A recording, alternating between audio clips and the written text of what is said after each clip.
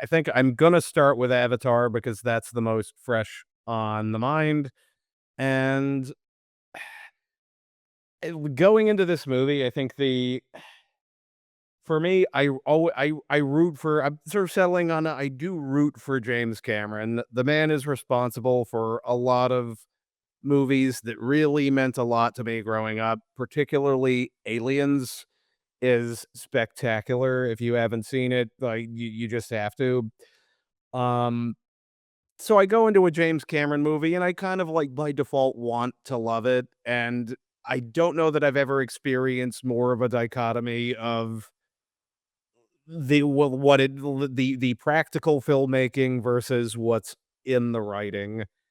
You get in, and I did go like, this is the point, you have to if you're gonna go see this movie, you have to see it in IMAX in the biggest possible format, and actually now is kind of a pretty good time it's a pretty good time to go because now that we're, what, like, 3 to 4 weeks out from the premiere, well, there's not hordes of people. You're gonna have your pick of seats, but you get in there, giant screen, and you put your 3D glasses on, and the movie starts, and it's gorgeous.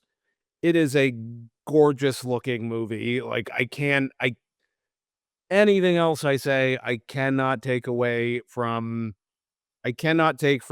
away from the Avatar films that they look incredible.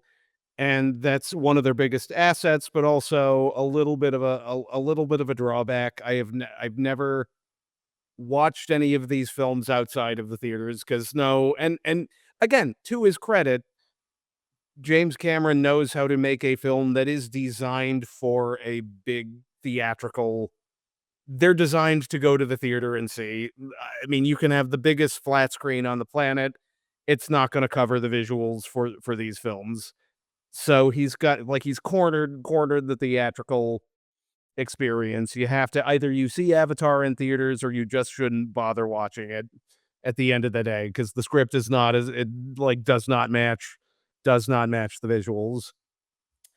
Um, but you get in, it's just it's this immersive experience. It's and I this is the first time I've gone to I've only had the glasses for about I think it's 2 years at this point, and it's like these glasses plus the 3D glasses over it, hence why, if you go all the way back to 2009 and the original Avatar, the whole idea that people were gonna be sitting around their houses watching 3D TVs was silly because you got people who just can't, like, I mean, it's like I can see, but, I mean, everything is slightly blurry, and I need, like, in order to see in HD, there's SD, HD. Like, that's, I need the glasses, and glasses on glasses is a little awkward, but I digress. We've got, you know, get in, you start the film, it's gorgeous, and Cameron still knows how to direct an action sequence, but it's just not like there's just not a whole lot to the script. Like, if you saw The Way of Water, then you've basically seen Fire and Ash. It's the same thing again. Be nice to the whales, be nice to the environment. Like, that is the message. It's just that simple. And they do it for 3.5 freaking hours. I would be a little less hard on it if it was like an hour short. If the film was an hour shorter, I'd because again, it's not that complicated. It doesn't need that amount of runtime. And particularly you get to the end and it's like, "Oh, we did this, there's the boats, and, like, all the natives are on the dragons, and they're gonna do the thing, and there's gonna be a battle," and it's like, "Okay, we've done this before." And the big problem for me is that the characters just aren't that interesting. Jake Sully is not a particularly interesting protagonist. He's, generic, "I'm Captain Goodman," and that's fine. It's nice to see a film that, you know you know, portrays a, like, competent male character, like, who's, a father who cares about his family. You gotta do, well, like, it's a low bar. That's a low bar, and they just barely make it, and it's fine. Like, just it's I were this movie an hour and 20 minutes shorter, I'd probably be I would in my opinion, I'd be okay. It's a fine theatrical experience, and you get what you pay for on the screen visually, and there are some really interesting things in the film, and this is where, it you sort of get into problem territory for me, is that it flirts with interesting ideas that it doesn't expand on, and, so the Ash people, of course, it's called Fire, Avatar, Fire and Ash, um and the leader of the Ash people, I don't know I think it's like, I don't know the character's name. I should know the character's name. Like, if beyond, beyond the visuals, I should have more of an understanding of who this character is. But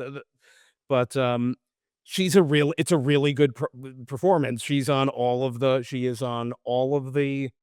posters, and all of the scenes it's like let's say, like, I can IMDb this right now. I'm on a computer. Like, I am not beyond doing my research here. Bu bu bu bu bu bum. Yeah, I don't remember that at all. Yeah,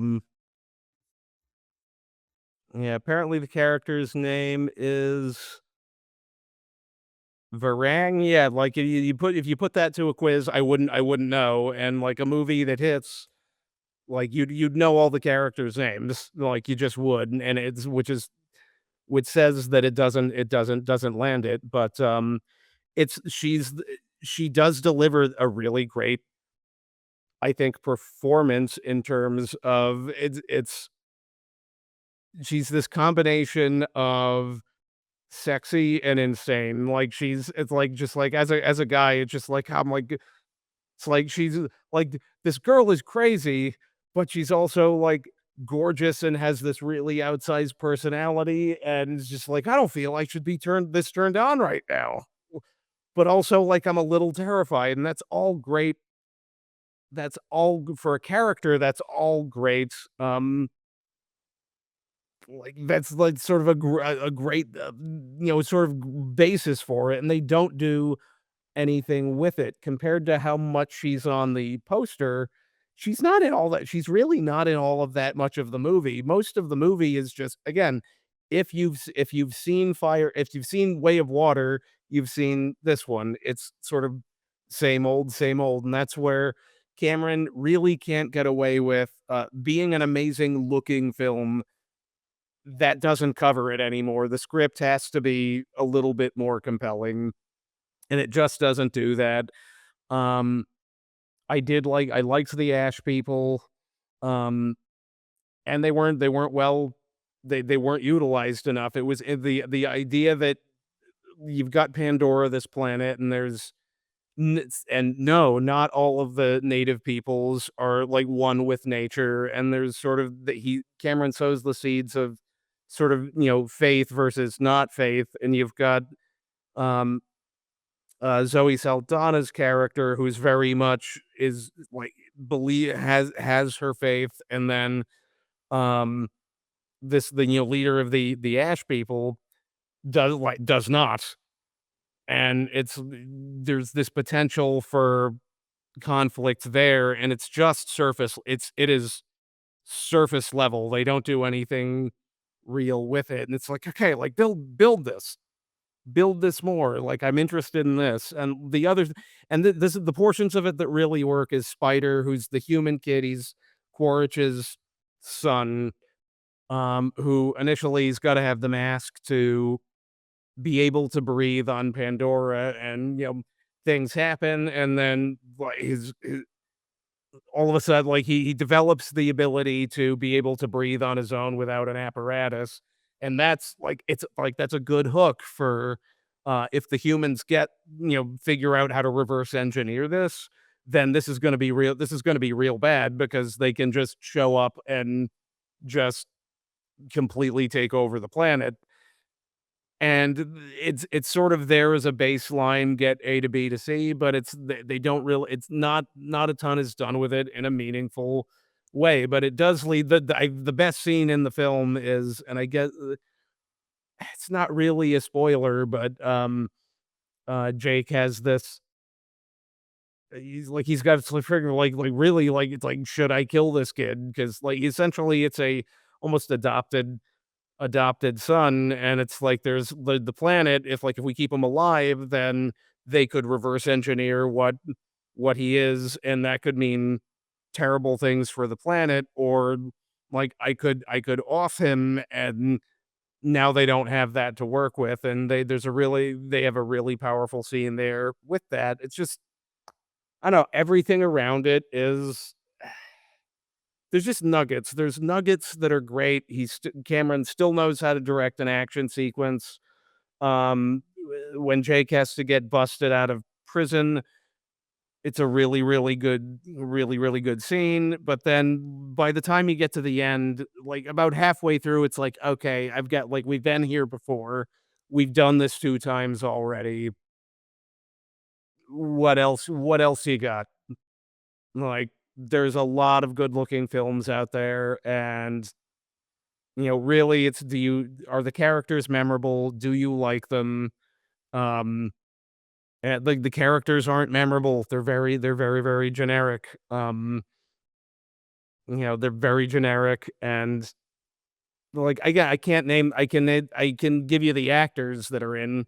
Like it's like I can give you Sam Worthington, Zoe Saldana. Like I can't, but it's like in terms of who they are, like I can't really tell you anything about them because they're very, very baseline, and I it just seems like Cameron was so focused in on he's so focused in on how it looks, and it does again, it looks spectacular, but that's not enough. Particularly now, it's not enough to hold audiences, and particularly in an era where theater attendance is dropping off. Um,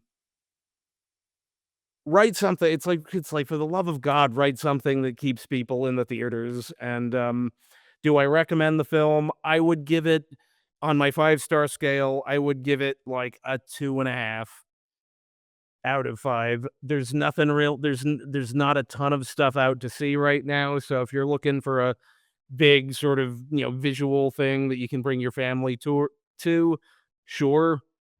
Um, it's I can't say that it wasn't worth the IMAX. It looks amazing, but you gotta have patience. It's a 3.5-hour movie for no reason, so if you're not willing to sit through 3 hours plus, then you're gonna have to skip it. But,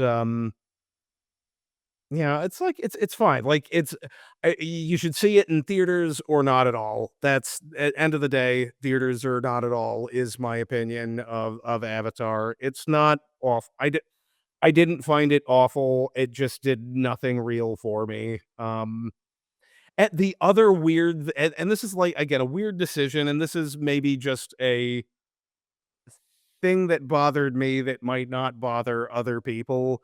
I'm a big obviously, the Alien franchise is a big it's one of my top 5 favorites. I love Sigourney Weaver. It's a weird choice to have her voice over basically a teenage version of herself, because the reality is that as we age, our voices do age with us. So you've got this character who's supposed to be, I would guess somewhere between 16 and 20, and it's some form of clone of Sigourney Weaver's character from the first film. But at the end of the day, it's like a young character, 16 to 20, and Sigourney Weaver is voicing over the character, and she is, I think I don't know how old she is. She's at least 70, and it's you've got a teenage body with the voice of a 70-year-old coming out of her mouth, and it doesn't really work. They really should have gone with it's like give a younger actor a chance, and you know you know, have somebody have a voice that matches the age of the character. That's a weird thing that did not work for me. Again, like, and it's like I will watch anything Sigourney Weaver's in. It's just look, this was a weird choice in the same way that if you saw Rogue One, um, and that's like that movie was a while ago now. Um, James Earl Jones was like damn near 90 when he did the Darth Vader voice work for that movie, and he sounds like he's 90, and it's as an audience, it pulls you out of the narrative a little bit, but, at the end of the day, like, it's Avatar's the big movie to see now, there's other more interesting stuff you could watch. If you're looking to get out of the theater and you have the patience, fine, but yeah, yeah. Like, that's the thing. I shouldn't for a movie that expensive and this good looking, I shouldn't be walking out of it like, and I'm kinda like, "Eh, eh." Not the like, it's fine. It's fine.